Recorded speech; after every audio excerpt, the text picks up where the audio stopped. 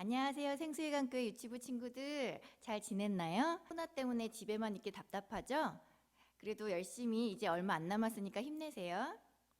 우리가 지난 주일에는 부활의 의미와 그리고 부활이 왜 중요한지에 대해서 배웠어요. 그런데 하지만 세상에서 딱 한 번 있었던 기적이었기 때문에 어떻게 죽은 사람이 다시 살아나? 그 부활은 가짜일 거야 라고 믿지 않는 사람들이 아직도 많아요. 그래서 이번 주일에는 왜 우리가 부활을 믿어야 되는지 그리고 부활이 어떤 의미인지 더 배워볼게요. 그리고 우리가 계속 선생님이 강조했지만 이건 하나님께 예배드리는 거잖아요. 그래서 옷도 단정하게 입고 누워있지 않고 바른 자세로 예배드려야 돼요. 알았죠? 예, 우리 이제 사도신경으로 예배 시작할게요. 나는 전능하신 아버지 하나님, 천지의 창조주를 믿습니다. 나는 그의 유일하신 아들, 우리 주 예수 그리스도를 믿습니다. 그는 성령으로 잉태되어 동정녀 마리아에게서 나시고 본디오 빌라도에게 고난을 받아 십자가에 못 박혀 죽으시고 장사된 지 사흘 만에 죽은 자 가운데서 다시 살아나셨으며 하늘에 오르시어 전능하신 아버지 하나님 우편에 앉아 계시다가 거기로부터 살아있는 자와 죽은 자를 심판하러 오십니다. 나는 성령을 믿으며 거룩한 공교회와 성도의 교제와 죄를 용서받는 것과 몸의 부활과 영생을 믿습니다. 아멘. 자, 우리 이제 기도로 시작할게요. 기도 손. 눈 꼭 감고. 사랑하는 하나님 아버지, 코로나 확산세가 많이 잠잠해지게 해주셔서 감사합니다. 어서 빨리 코로나가 완전히 물러나게 해주세요. 오늘은 예수님의 부활을 왜 믿어야 하는지 말씀을 나눌 텐데 우리 유치부 친구들이 예수님의 부활을 믿고 예수님을 나의 구주, 나의 하나님으로 받아들이는 시간이 되게 해주세요. 예수님의 이름으로 기도드렸습니다. 자, 이제 찬양할게요. 우리가 잘 아는 마이가리소 빅이랑 그리고 지난주에 불렀더니 반응이 되게 좋았어요. 천국은 마치 같이 찬양할게요. 이거 둘 다 율동 있는 찬양이니까 여러분도 같이 일어나서 율동하면서 찬양해 주세요.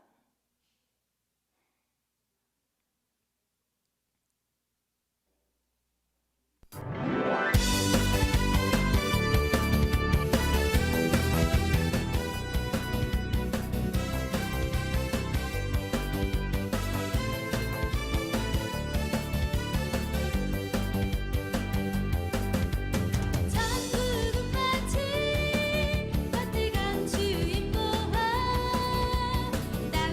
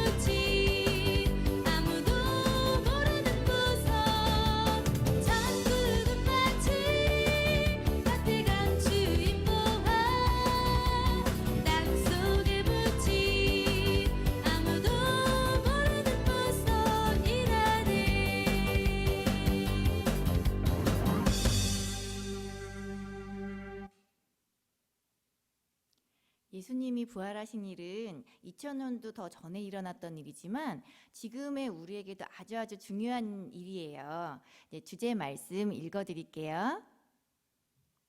요한복음 11장 25절에서 27절. 예수께서 마르다에게 말씀하셨다.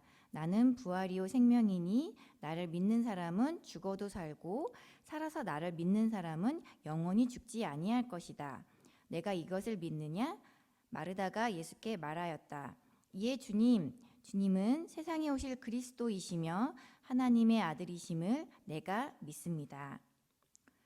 오늘 이 예배를 드리는 우리 유치부 친구들과 부모님들 모두가 예수님의 부활을 믿고 진짜 생명을 얻길 바래요. 예전에 예수님이 계실 때도 그렇고 지금도 예수님의 부활을 믿지 않는 사람이 많아요. 죽음에서 다시 살아난 부활은 인간은 절대로 할 수 없는 진짜 기적 중의 기적이기 때문이에요. 그렇다면 반대로 부활이 진짜로 있었던 일이라면 예수님이 정말 하나님의 아들이란 것이 되겠죠? 부활에 대해서는 여러 증거들이 있어요. 여러분들에게는 조금 어려운 얘기일 수도 있는데 선생님이 최대한 쉽게 설명해 줄게요. 부활의 증거 하나, 실제 역사책에 등장하신 예수님. 로마의 유명한 역사가 타키투스라는 사람과 유대인 역사가 요세푸스라는 사람이 있어요. 역사가는 그 당시나 예전의 일들을 기록해서 증명하는 사람을 말해요.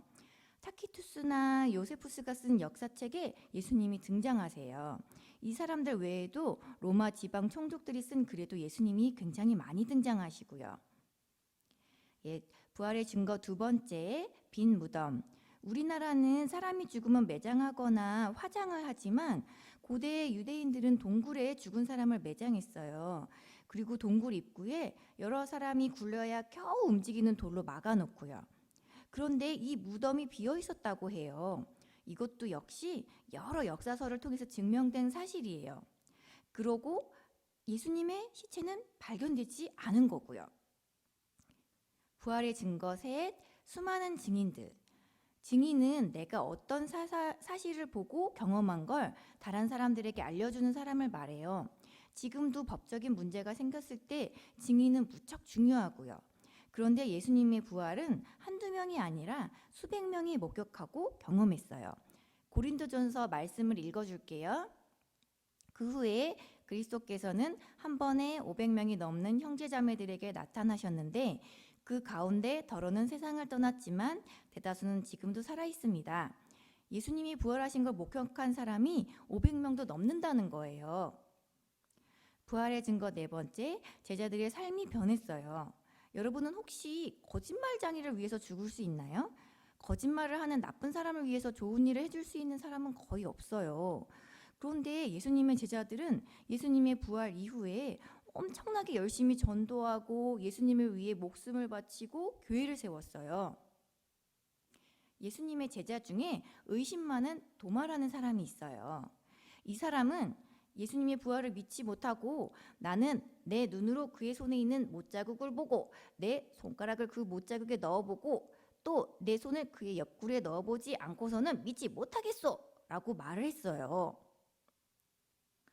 그런데 실제로 예수님이 도마에게 나타나셔서 내 손가락을 이미 내밀어서 내 손을 만져보고 내 손을 내 옆구리에 넣어보아라. 그래서 의심을 떨쳐버리고 믿음을 가져라 라고 말씀하셨어요. 예수님이 거짓말쟁이고 부활도 거짓말이라면 그걸 알고 있는 제자들이 목숨까지 버리지는 않았을 거예요. 실제로 도마도 예수님을 본 뒤로 인도까지 가서 전도하다가 순교했거든요. 수많은 사람들이 헌신하고 목숨을 버릴 정도로 예수님의 부활은 중요한 사실이에요. 여러분도 예수님의 부활을 믿고 받아들이고 예수님이 주시는 은혜를 마음껏 누리길 바랄게요. 이제 기도를 마칠 거예요. 여러분 이 기도는 한 구절씩 따라해 주셔야 돼요. 옆에 계시는 부모님도 같이 따라해 주세요. 우리 기도할게요. 부활이고 생명이신 예수님, 우리가 예수님을 믿고 부활을 증거하는 사람이 되게 해주세요. 도마처럼 의심하지 않고 온전히 예수님을 믿게 해주세요. 예수님의 이름으로 기도드렸습니다. 아멘. 예, 그리고 이제 우리 여러분들에게 또 숙제를 줄 거예요.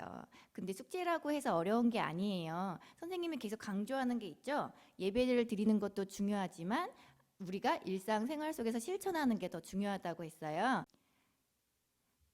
첫 번째, 하루에 한 번씩 기도하고 성경 말씀을 읽어요. 부모님이나 할머니, 할아버지와 꼭 함께 하세요. 우리가 하루에 하나씩 믿음이 성장해 나가는 게 더 중요하거든요. 그리고 두 번째로 하루에 하나씩 집안일을 도와드리세요. 설거지가 되었던 청소가 되었던 엄마나 아빠에게 가장 중요하고 힘든 집안일을 하나씩 꼭 도와주세요. 자, 이제 우리 주기도문송 부르면서 예배 마칠게요. 다음 주에 또 만나요. 안녕.